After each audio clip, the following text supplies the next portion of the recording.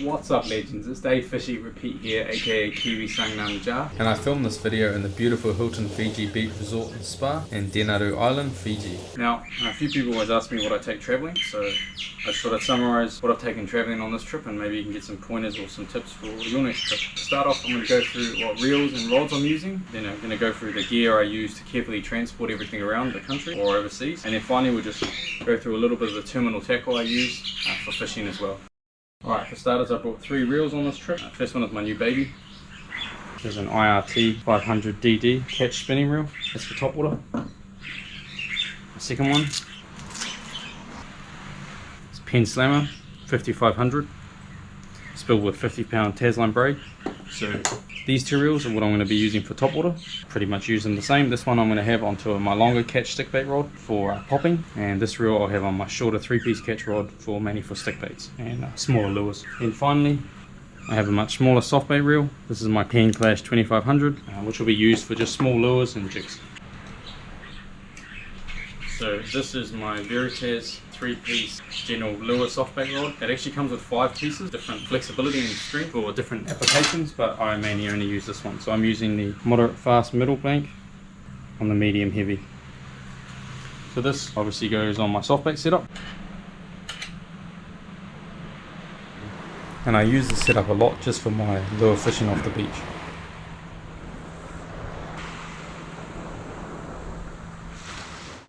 The next rod I have is was my first ever topwater rod I bought. It's a catch 3-piece PE 4 to 6. So I'm going to be using this one for the smaller lures and also mainly for the stick baits. The reason I'm using this for the stick baits is the tip is nice and flexible, so it's better for the stick baits, and then for poppers where you want that immediate rod to lure, I will use my thicker rod. And finally, my new baby is a Catch Pro Series 5-piece topwater.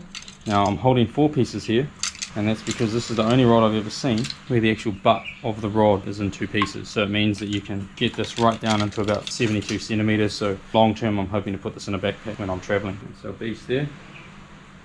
And as I said, this one more for poppers. The tip of the rod is a bit stiffer, and I've noticed really good action off it. Yeah, I'm really happy with it. Perfect for travel, perfect for GTs hopefully, and other big fish.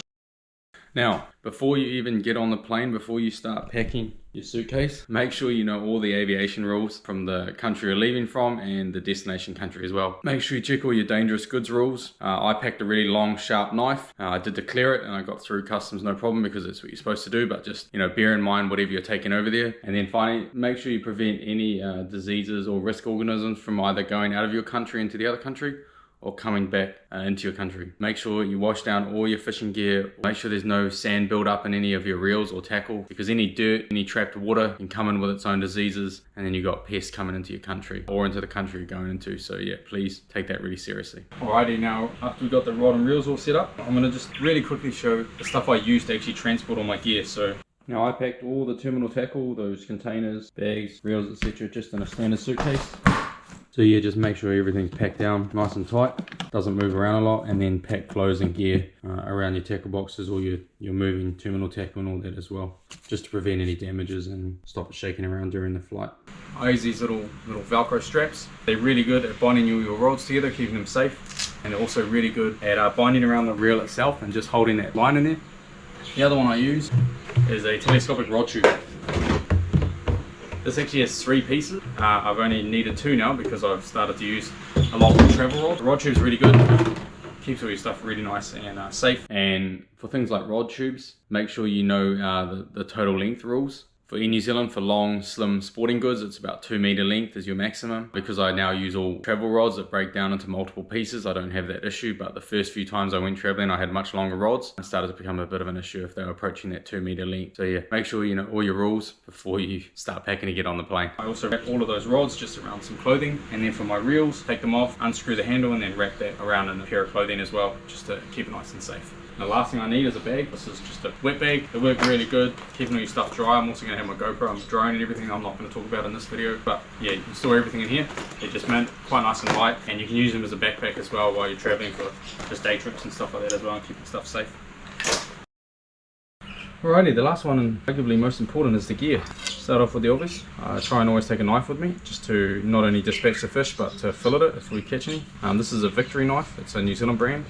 These ones are hardy as, I've used them in salt heaps, no rust so far. Touch wood. We have a Iki Jimmy spike and Shinkai Jimmy wire. The reason I use this is to effectively dispatch a fish and improve that rigor mortis. I've actually got a separate video all around correctly dispatching and filleting fish, so make sure you check that one out. Onto the gear, mainly lures, mainly tackle. Go onto the tackle first. I use a Catch general tackle box, one proven really good. I've travelled with it quite a lot actually. Taken to the South Island. And a few other areas as well. I've got some of my classic drone tracers here because I am hoping to drone fish on the trip. A couple of pre-made rigs, again some more pre-made drop rig and a live bait rig. Get lucky enough to get a live out. So I put all my terminal tackle into a little bag, stop it from moving around, and also to reduce the space as well in the luggage. I just try and pack all my hooks and little things into one bag, so we got different hooks in one packet rather than having lots of different packets. So when you want the hook, you just grab one packet. We got some genie clips there.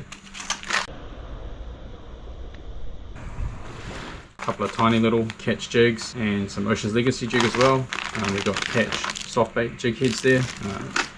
I do have some really nice option scissors, but I don't want to lose them, so I bought a budget pair that I got from the warehouse. Something I can't go without. A pair of HPA pliers bought from Option Tackle. These are absolutely amazing. You really can't open split rings, which is impossible for topwater then if you don't have a good pair of pliers. Now for my mainly lure box. Good thing about taking big plastic boxes is with big jigs, big poppers and stuff, they're not going to get lots of tangled. I do have a beautiful lure bag from HPA. That's fantastic, but it's just so bulky that you can't really get away with it with travel. We've got 30-pound fluoro for my soft baiting, 200-pound trace if there's some absolute donkeys out there. Some beautiful 60-pound shock leader that I'll use for mainly for my normal lure traces. A mixture of different soft baits, 5-inch, 7-inch and 10-inch. Catch black label liveys. One thing you never do is never mix different brands of soft baits. Nothing to do with the brand, they just sometimes have different plastic polymers and they'll melt together and ruin all your soft baits. Just some scent for the old soft baits. And I also took a couple of these Catch 6-ounce jig heads. These are perfect for soft baiting in really deep water. And I managed to pluck a really nice jawfish out of 200 meters jigging one of these jig heads with an assist hook and black label 7-inch jerk shad orange assassin. Yeah! Then onto the lures, we have a range of poppers. I have beautiful West Coast that I got from Option Tackle. This sardine board, used it really successfully in other videos. It just shimmers when you move. It's really good at catching fish. And the lure was actually so successful in this Fiji trip. Oh! To bust you. Catch stick bait, 35 gram, nice for little fish. This beautiful baby here, the Catch popper. Another stick bait that I just grabbed and I'm looking forward to using, the Catch handmade Jan SF 180. Beautiful. And a few other stick baits and stuff as well. Then onto the jigs and the micro jigs. Got a Catch 300 gram double trouble. These are really cool because you attach them this side, they're more of a knife jig. You attach them this side and they're more of a flutter jig. And then on to a few Ocean's Legacy. These are for my slow pitch. And I was lucky enough to use these jigs on the charter. And unfortunately they were so good I got absolutely reefed by a huge rope. Yeah, so that's all the gear that I take on a trip, well, on this trip anyway. Hopefully it gave you a few ideas of things to take. I hope you guys found this video interesting. If you did, please make sure hit that like button, subscribe if you haven't already, and be a massive legend and turn on notifications as well. Thanks, legends.